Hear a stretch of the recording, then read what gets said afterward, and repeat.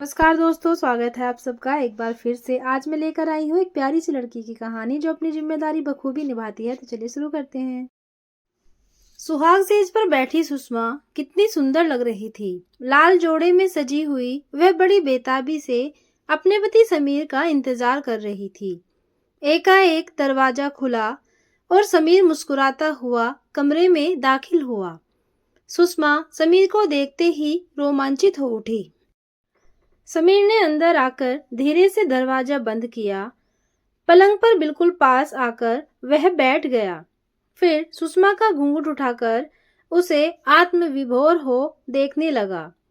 सुषमा उसे इस तरह गौर से देखने पर बोली, क्या देख रहे हो? तुम्हें जो आज के पहले मेरी नहीं थी।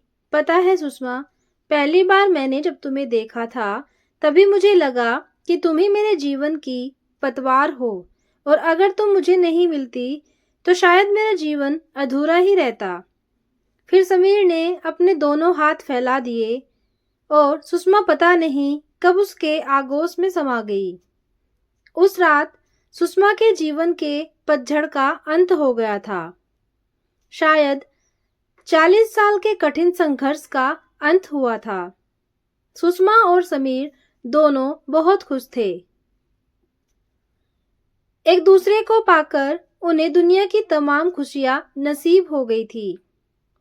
प्यार और खुशी में दिन कितनी जल्दी बीत जाते हैं ये पता ही नहीं चलता। देखते ही देखते 1 साल बीत गया और आज सुषमा की शादी की पहली सालगिरह थी। दोनों के दोस्तों के साथ उनके घर वाले भी शादी की सालगिरह पर आए थे। घर में अच्छी खासी रौनक थी। घर आंगन बिजली की रोशनी से ऐसा सजा था जैसे घर में शादी हो। सुषमा के घर वालों ने जब यह साजो श्रृंगार देखा तो उनका मुंह खुला का खुला रह गया और छोटी बहन जया अपनी माँ से बोली, माँ, दीदी को इतना सब कुछ करने की क्या जरूरत थी? अरे शादी की सालगिरह है, कोई दीदी की शादी तो नहीं। सुषमा की माँ बोली, हमें क्या, पैसा उन दोनों का है, जैसे चाहे खर्च करे। शादी की पहली सालगिरह बड़ी धूमधाम से मनी। जब सभी लोग चले गए तब सुषमा ने अपनी माँ से आकर पूछा, माँ, तुम खुश तो हो ना अपनी बेटी का यह सुख देखकर? हाँ, खुश तो हूँ बेटी, तेरा जीवन तो सुखमय हो गया, पर प्रिया और सचिन के बारे में सोचकर रोना आता है। उन दोनों बिन बाप के बच्चों का क्या होगा? माँ, तुम ऐसा क्यों सोचती हो? मैं हूं ना उन दोनों को देखने वाली। तुम्हारे दामाद जी भी बहुत अच्छे हैं। मैं जैसा कहती हूँ वह वैसा ही करते हैं। जब मैंने एक बहन की शादी कर दी तो दूसरी की भी कर दूंगी। और हाँ, सचिन की भी तो अब इंजीनियरिंग की पढ़ाई पूरी हो गई है। हाँ, पूरी तो हो गई है, लेकिन कहीं नौकरी लगे तब ना।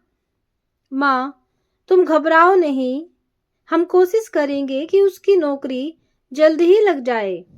सुषमा, हमें तो बस एक तेरा ही सहारा है बेटी।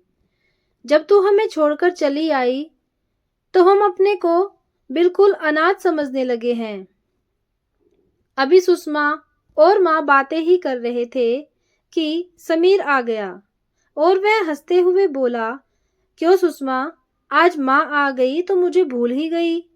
मैं कब से तुम्हारा खाने पर इंतजार कर रहा हूँ। माँ की ओर देखकर सुषमा बोली, माँ, अब तुम सो जाओ, रात भी काफी हो गई है। हम भी खाना खाकर सोएंगे क्योंकि सुबह हमें कॉलेज जाना है। सुषमा जब कमरे में आई तो समीर थाली सजाए उसका इंतजार कर रहा था। सुसु, कितनी देर लगा दी आने में? यहाँ मैं तुम्हारे इंतजार में बैठा पागल सा हो रहा था। थोड़ी देर तुम और नहीं आती तो मेरा तो दम ही निकल जाता। समीर, आज के दिन ऐसी अशुभ बातें तो न करो। ठीक है, अब हम शुभ शुभ ही बातें करेंगे। पहले तुम आओ तो मेरे पास। समीर, हमारी शादी को 1 साल बीत गया है, लेकिन तुम्हारा प्यार थोड़ा भी कम नहीं हुआ, बल्कि पहले से और बढ़ गया है। फिर तुम मेरे इस बढ़े हुए प्यार का आज के दिन कुछ तो इनाम दोगी। बिल्कुल नहीं। अब आप सो जाइए, सुबह मुझे कॉलेज के लिए जल्दी निकलना है। सुसु, अभी मैं सोने के मूड में नहीं हूँ, अभी तो पूरी रात बाकी है। वह मुस्कुराता हुआ बोला। सुबह सुषमा जल्दी तैयार हो गई और कॉलेज जाते समय माँ से बोली, माँ, मैं दोपहर में आऊंगी, तब तुम जाना। नहीं सुषमा, मैं भी अभी निकलूंगी, पर तुझसे एक बात कहनी थी।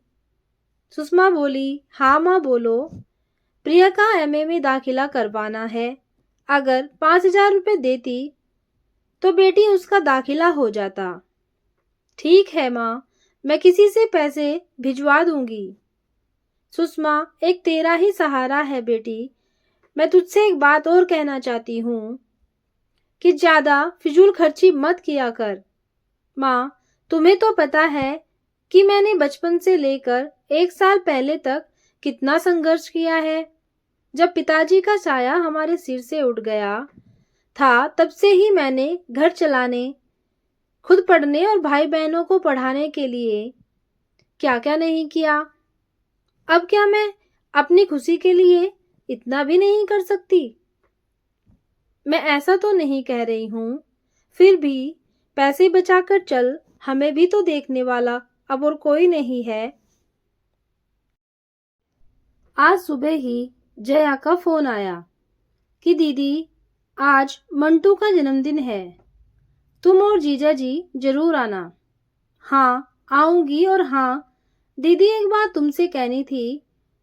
तुमने अपनी फ्रेंड्स की शादी में जो साड़ी पहनी थी वह बहुत सुंदर लग रही थी। दीदी, मेरे लिए भी एक वैसी ही साड़ी लेते आना प्लीज। ठीक है, बाजार जाऊंगी तो देखूंगी।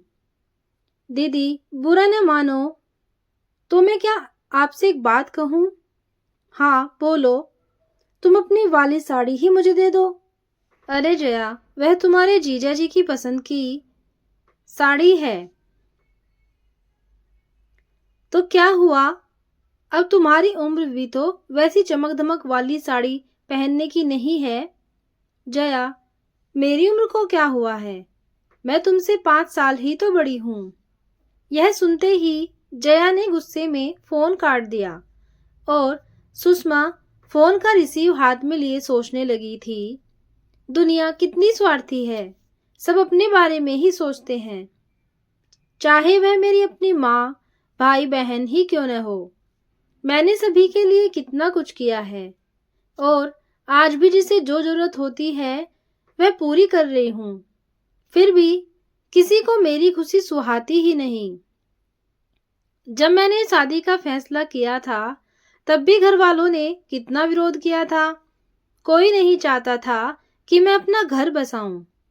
वह तो बस समीर थे जिन्होंने मुझे अपने प्यार में इतना बांध लिया कि मैं उनके बगैर रहने की सोच भी नहीं सकती थी। सुषमा की आंखों में आंसू झिलमिलाने लगे थे। समीर पीछे से आकर बोले, जाने मन, इतनी देर से आखिर किससे बातें हो रही थी? जया का फोन था। समीर, आज उसके बेटे का जन्मदिन है तो ठीक है, शाम को चलेंगे दावत खाने। और हाँ, तुम वह नीले वाली साड़ी शाम को पार्टी में पहनना। उस दिन जब तुमने वह साड़ी पहनी थी तो बहुत सुंदर लग रही थी, एकदम फिल्म की हीरोइन की तरह। समीर, लेकिन वह साड़ी तो जया मांग रही है।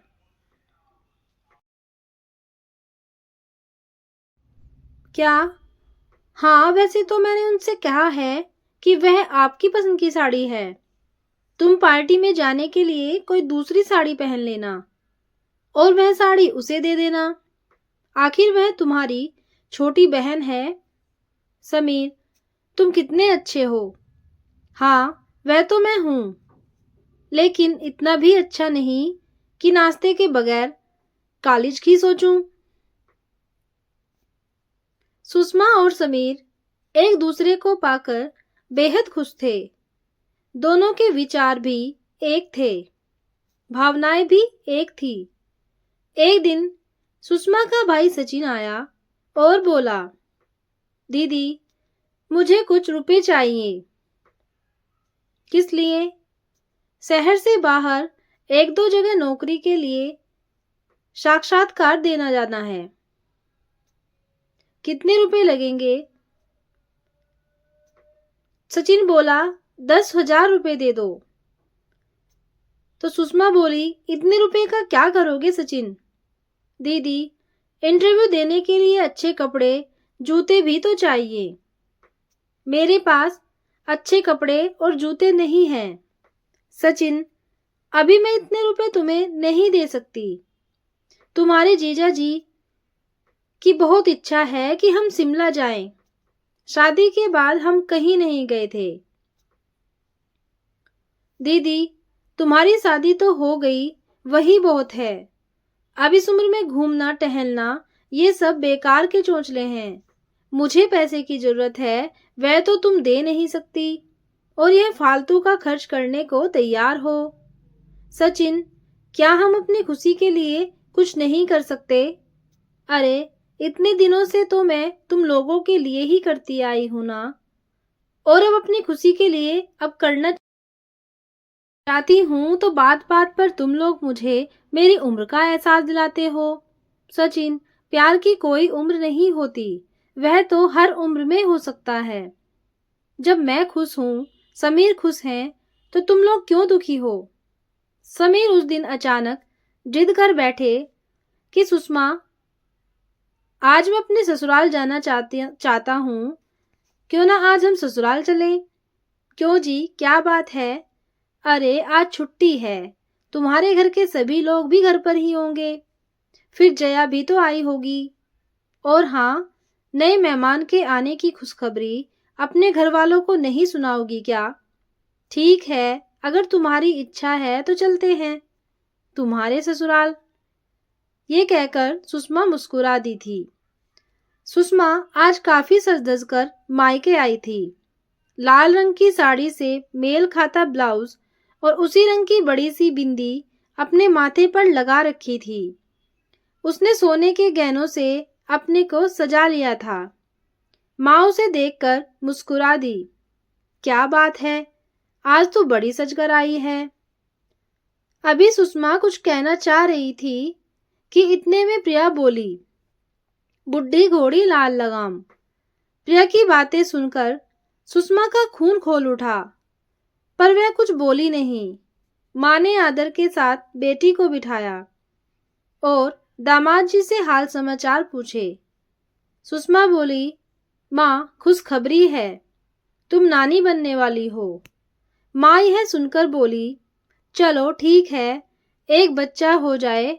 फिर अपना दुखड़ा रोने लगी कि सचिन की नौकरी के लिए 50,000 रुपए चाहिए। बेटी अगर तुम दे देती तो। सुषमा बौखला उठी। माँ की बात बीच में काटकर बोली, माँ अब और नहीं, अब बहुत हो गया। मुझे जितना करना था वो कर दिया। अब सब बड़े हो गए हैं और वे अपनी जिम्मेदारी खुद उठा सकते हैं। मैं आखिर कब तक इस घर को देखती रहूं? मैं जब 12 साल की थी तब से ही तुम लोगों की जिम्मेदारी अपने कंधों पर ढो रही हूँ। रात रात भर जाग कर मैं एक एक पैसे के लिए काम करती थी, फिर सभी को इस योग्य बना दिया कि वे अपनी जिम्मेदारियां अब खुद उठा सके। अब मेरा भी अपना परिवार है, पति हैं और अब घर में एक और सदस्य भी आने वाला है। मैं अब तुम सबके लिए करते करते थक गई हूँ माँ। अब मैं जीना चाहती हूँ, अपने लिए, अपने परिवार के लिए और अपनी खुशी के लिए। जिंदगी की खूबसूरत 40 बहारें मैंने यूं ही गवा दी। अब और नहीं, मेरे जीवन के पतझड़ का अंत हो गया है। अब मैं बहुत खुश हूँ, बहुत खुश। तो दोस्तों, ये थी एक प्यारी सी जिम्मेदार लड़की की कहानी। आपको कैसी लगी कमेंट करके ज़रूर बताना और कहानी को पूरा सुनने के लिए धन्यवाद।